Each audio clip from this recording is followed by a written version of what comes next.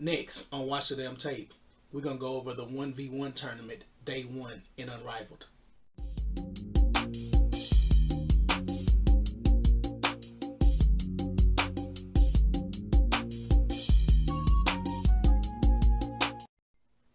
What it do, peeps? I'm the Beat Chef with Watch the Damn Tape. Hit that like, that share, that subscribe button. Hit that bell to get notified when I drop my next video. Let's get into day one of that 1v1. First off, if you were expecting elite play, it didn't happen. Shooting, horrible. Napisha Collier went up against Katie Lou Samuelson. Napisha won 12-6.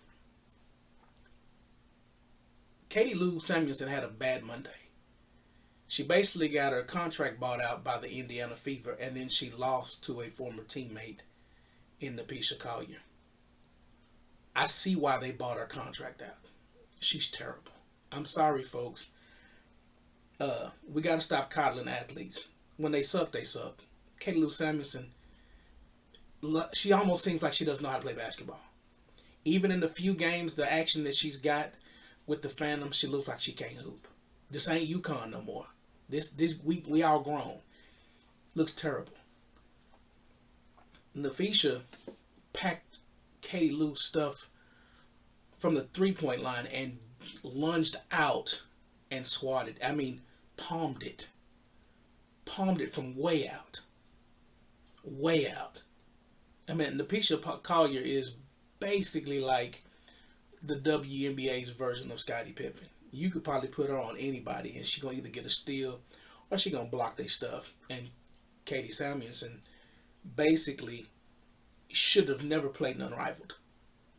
Clearly, the play in Unrivaled, everybody's watching. I believe they just got scouts down there watching these players and watching how, the one thing you can do in life is complain about something and then you get what you asked for and you don't take advantage of it. They complained about the facilities at all these basketball teams, that the facilities were garbage, and they raved and ranted about how great the facilities are in Miami, Florida, that the Unrivaled League has, the weight room. They've done little reality shows about it. You can't tell. You can't tell. It's make it take it in this league. After 3 possessions, all of them are sucking wind. Napisha was sucking wind. Katie Lou was sucking wind. They can't go after rebounds. The athlete that's in this tournament, the ones that are younger are dominating. The older ones, forget it. The next game was Shakira Austin versus Chelsea Gray. Shakira Austin won 12-2, shot 5 of 9. Chelsea Gray 1 of 8. Shakira Austin in this game really showed off her athleticism, and we need to see this when they get to WNBA league play. I mean, she's taking the guard off the dribble. She's going strong to the basket.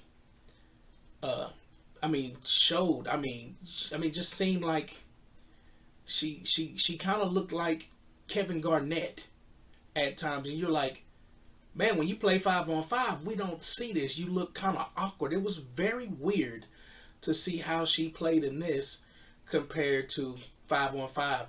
More open space. I mean, she really got it.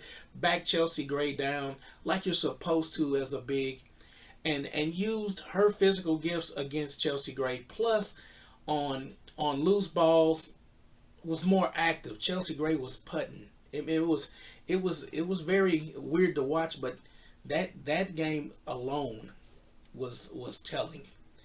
The next game was Kaleahcopper versus Aaliyah Boston. My goodness.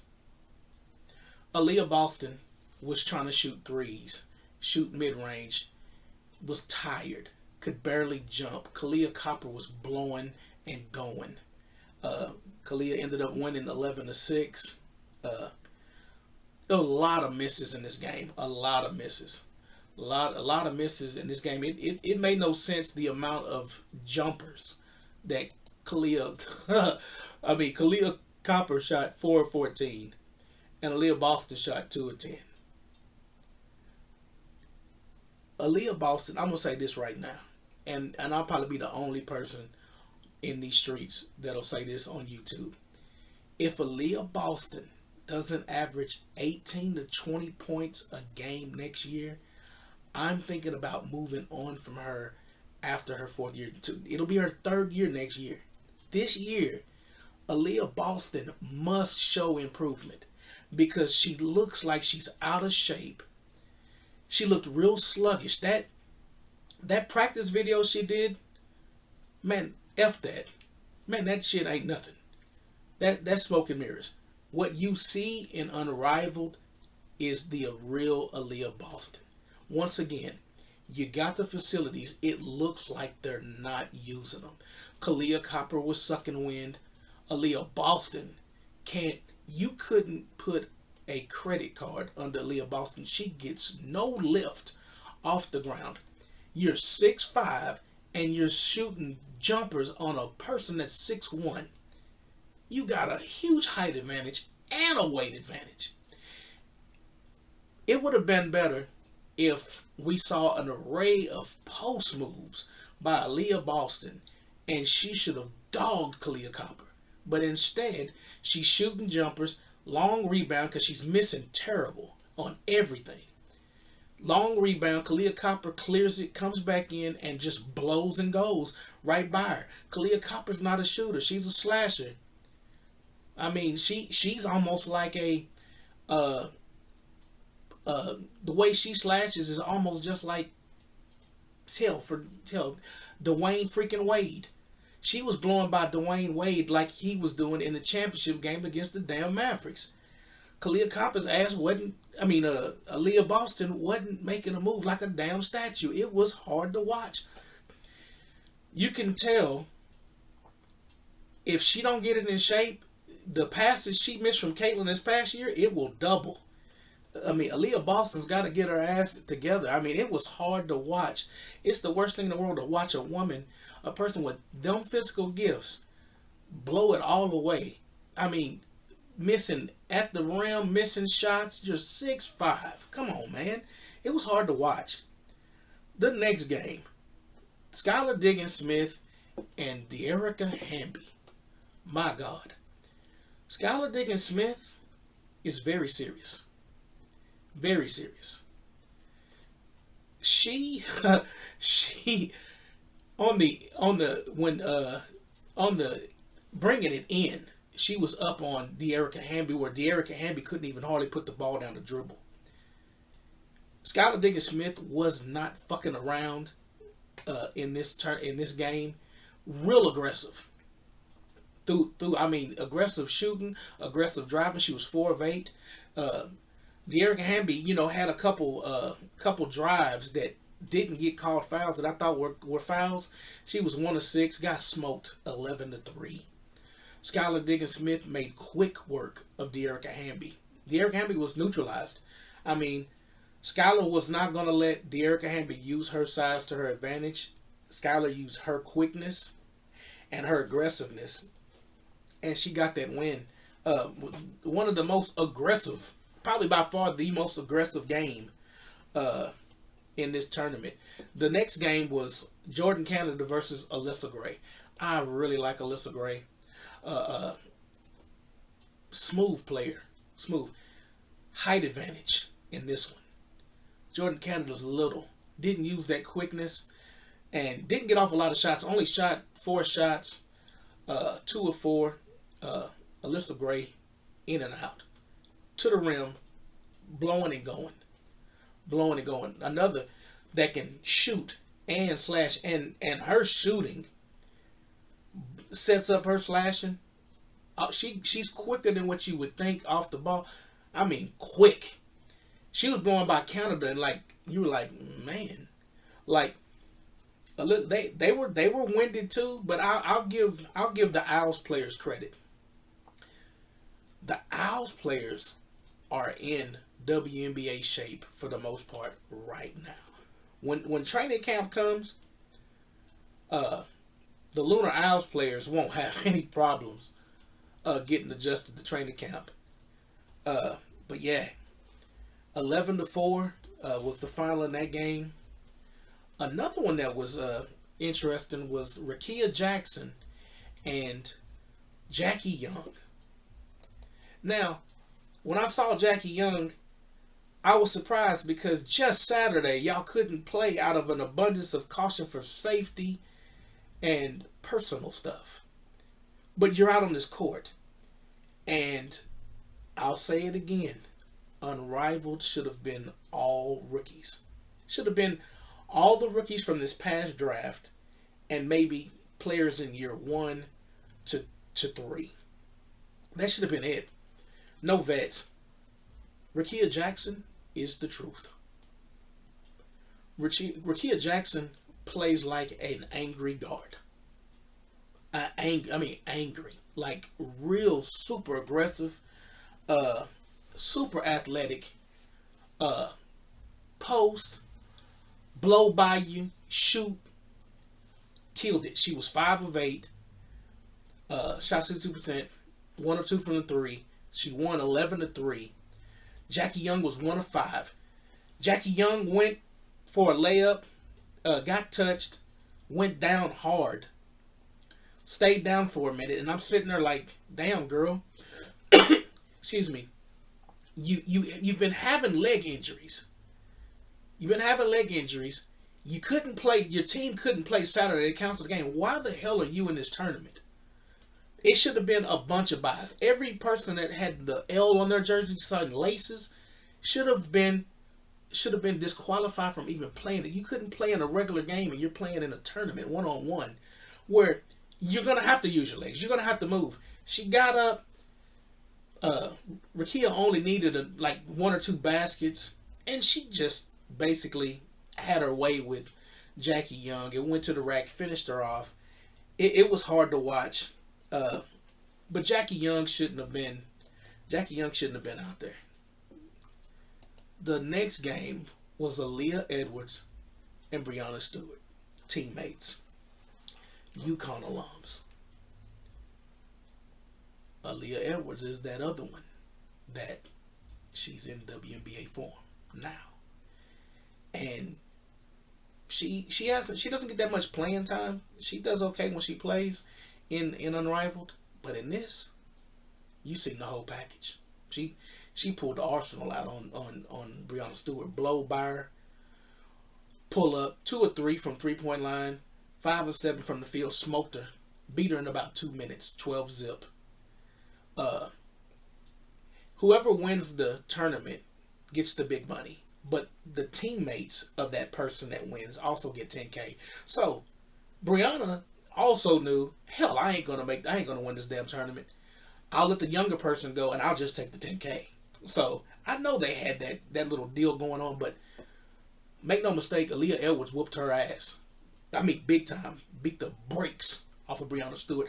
Made Breonna Stewart look her age. And she old. She old by basketball terms. I'm sorry. It is what it is. Great player. Wonderful career, especially in college. But got her ass skunked.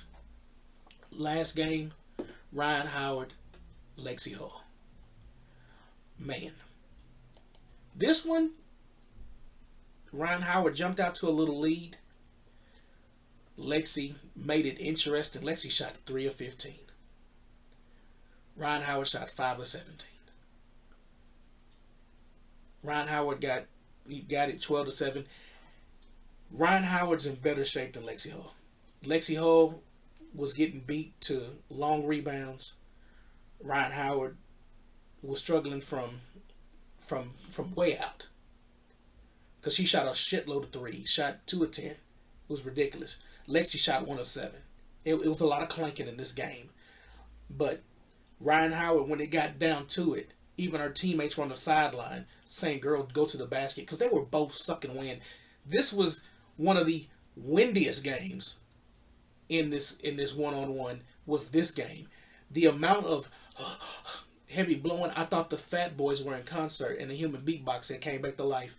It was so much huffing and puffing in this game. Lexi Hall is another one that should not have played in Unrivaled got exposed. Got exposed. If she on my team, I'm thinking about moving on from Lexi Hall. I'm sorry. Indiana Fever, you might want to move on from Lexi Hall. Them just my thoughts. Move on. It's time. You can get a younger guard out of freaking college and develop them quicker than you can get 15 points average from Lexi Hall. Lexi Hall, she can go to the expansion team. She can play for the Valkyrie. She can play for the Toronto team. But you're not going to be able to keep up with Caitlin Clark. They need defense on Indiana. And Lexi Hall ain't defense. Lexi Hall's a gritty, scrappy person, got good height. But this league has exposed her. Between her and Katie Lou Samuelson. Later on this week, I'm gonna break down because it's the midpoint of their season in Unrivaled. I'm gonna break down all these players and what these teams are gonna get going back into WNBA play, because it is atrocious. They were both very competitive, but they were both very teague. I wrote that down. Both, gassed on a couple. Like I said, a couple of low light possessions. One drive to the basket, you miss. The other one, you chase the rebound, you go back out there. It was hard to watch. It was very telling. This league did not do anything to help them in negotiations going on later on this year for their contract. If anything, this boosted the WNBA's case when it comes to that contract. You got to remember, what you put on film matters. You told everybody about those facilities and the training, and these were the best players in the world, and everybody else is watching, and we're watching. Some people are sugarcoating. I ain't sugarcoating shit. I'm letting you know, folks. Some of these ladies in this league right now, they can be replaced. They can be replaced. They can be replaced quick. You could roll dice, and you can say, I'll put a pool of 3 players from South Carolina, 3 players from UConn, 3 players from Florida State, 3 players from UCLA, and 3 players from Notre Dame. And hell, we could throw 3 players from Iowa in there. A bunch of schools. 3 ladies. You get to pick 3 ladies, and you get to roll the dice. Whatever player you get, whatever side of the dice you get, and whatever player you want, you can go pick whatever player in the WNBA to replace. And I guarantee you won't have a problem replacing any one of the players from your list with one of the players from the WNBA list. That is a fact. We ought to play that game this week. I think we will do that. We'll do that Saturday. Who to replace in the WNBA coming Saturday. But that's 1v1 from day 1 on Monday. Tomorrow is day 2, the second round. There's a bunch of people that had buys that didn't get to play last night because of all these freaking injuries. But I'm looking forward to covering day 2 of this tournament. Leave your comments below if you watched it, if you hate Unrivaled, if you like Unrivaled. I just want to know. Get your list together for that. Who can we replace? Because I know a lot of you watch college basketball. There's a lot of talented ladies in the college ranks that could come in and take jobs in the WNBA. But let me know. And until next time, thank you for watching, folks. Until next time, peace.